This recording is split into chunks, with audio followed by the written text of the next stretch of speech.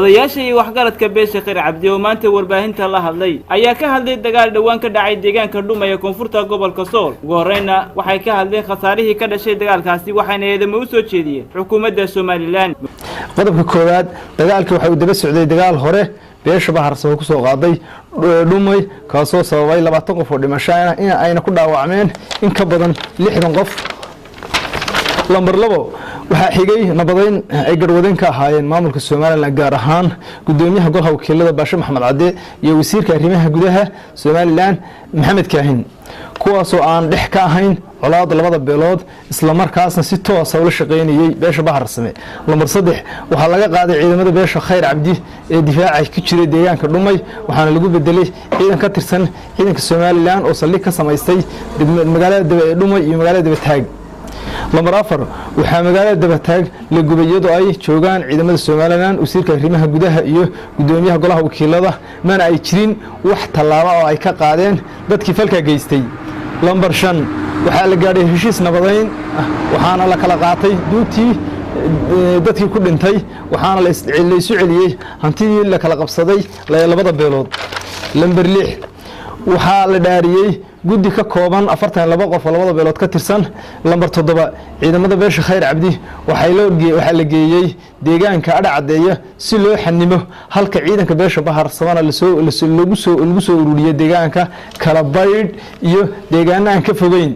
iyadoo ay shaqada ay garwadeen ka ahaayeen qaar ka mid ah saraakiisha ugu sareysa ciidanka qalabka sida ee Soomaaliland iyo gudoomiyaha gobolka Sool. lambar 8 markii la dhameeyay wixii agab ciidan ahaa ciidanka Baharsame loo dhameeyay waxa la maalintii axadda ay taariikhdu ahayd 12 bishii 2018 abaaro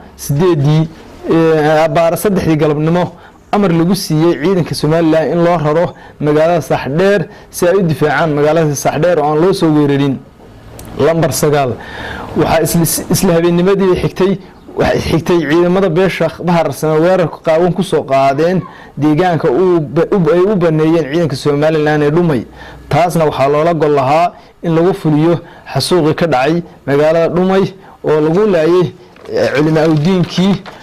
haweenkii caruurtii waayeelkii iyo dad aan waxba galabsan oo iyaga guryahoodii jooga dhammaan dab la qabadsiiyay magaaladaas. dadkaan iyagoo nool la gubay qayb ka mid inta masaajidka lagala soo baxay nolosha lagu gubay. lambar 10 qorshaha iyo shirqoolkan waxa ka dambeeyay ka qayb qaatay wasiirka arrimaha gudaha Soomaaliland gudoomiyaha wakiilada waxa loo wakiishay taliska ciidanka militariga iyo gudoomiyaha gobolka Sool waana sidan magacyadooda hoos ku qoran. ninka koobaad loo wakiishay waa taliyaha ciidanka qalabka sida Soomaaliland taliye Nuux Taani abaanduulaha ciidanka qalabka sida Soomaaliland Salmaan Barregeesood taliyaha Gabari ciidanka qalabka sida Soomaaliland Cali Barre gudoomiyaha gobolka Sool Gargaar Xuseen Carab oo isagu amaandooni oo ahaa isagu ninkii weerarkaas hagayay ama horgalka ka ahaa. waxa si cad aan u beeninaynaa wararkii ka baxay qaar ka mid ah idaacadaha afka Soomaaliya ku hadla sida BBC-da oo wasiirka arrimaha gudaha iyo gudoomiyaha gobolka Sool ay ku difaacayeen xasuuq ay ka geysteen magaalada Dhumay ee ay qorshihiisa iyo baabulkiisa iyagoo soo dejiyay cadeynteedana waa la hayaa. waxa si cad aan ugu sheegaynaa in Soomaaliland dhexdhexaad aysan ka ahayn colaadda ka aloosan koonfurta gobolka Sool oo ay garab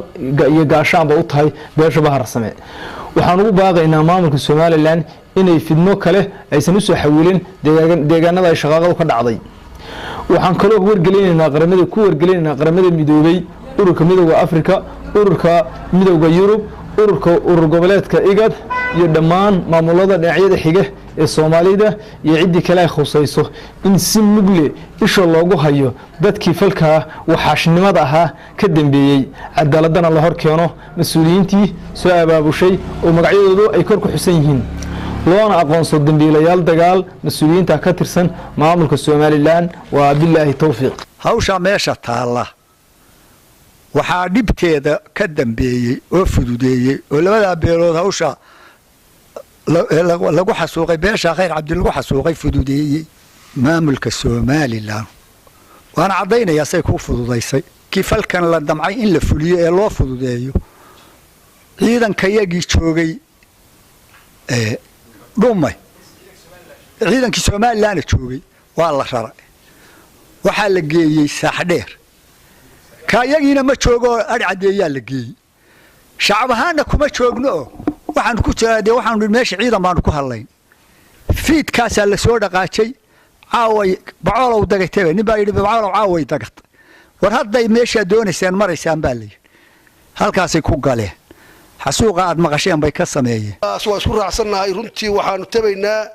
inay arrintaas tahay arrin ay maamulka Soomaaliland majority ma aanu oran karo laakiin xubno ku jira inay dabada ka riixayaan waayo waxa idin cadeynaysa gudoomiyaha gobolku arrintan wuu arkayay abaabulka beeshiisa wuu ogaa dadkoo dhan baa ogaa meel kasta in colaada iyo arrintaas anaguna waxaanu isku dhiganay kitaab baanu maray waxaanu war waxaan la idin sheegayaa maadaama aanu kala go'anahay nabad iyo waxaanu iyo dadka iyagii sidii aanu ugu dhaaranay baanu arrinta aanu u bustaysiinay Soomaaliland dhexdhexaad nooma aha lamana arag lamana maqal nin beeshiisii isagu kursiga ugu fadhiya oo u garnaqaya oo beeshii kale uu ku hogaaminayay wax loo weydiinayo ku xukumaya sida Baasha Maxamed Cadde oo Hargeysa ka soo duulay iyo gudoomiyaha gobolka Sool وليد علي ستار TV لا سعنود